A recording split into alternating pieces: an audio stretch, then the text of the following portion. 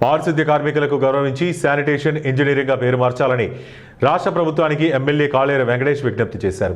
ఈ సందర్భంగా Amberpet MCh ground లో నరేడ్కో తెలంగాణ సంస్థ ఆధ్వర్యంలో నియోజకవర్గంలోని 900 మంది పారిశుద్ధ్య కార్మికులకు స్వెటర్లను పంపిణీ చేశారు।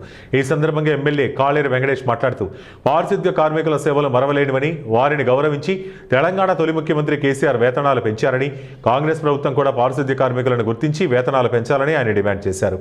పారిశుద్ధ్య కార్మికులకు డబుల్ బెడ్రూమ్ ఇళ్లను కేటాయించాలని ఆయన కోరారు।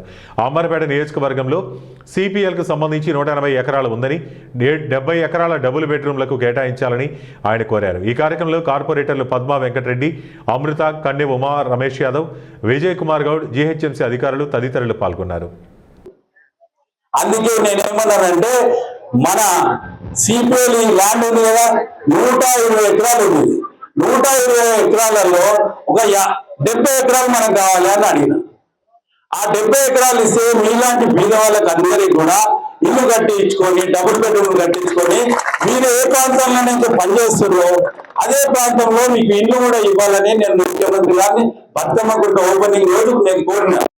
ముఖ్యమంత్రి గారు అతను కూడా చాలా మంచిగా స్పందించి కాళేరు వెంకటేష్ గారు ఎమ్మెల్యే గారు ఏదైతే అడుగుతుందో అది రీజనబుల్ ఉంది కాబట్టి సర్వే చేయించి ఎంఆర్ఓ కలెక్టర్ గారికి అదే రోజు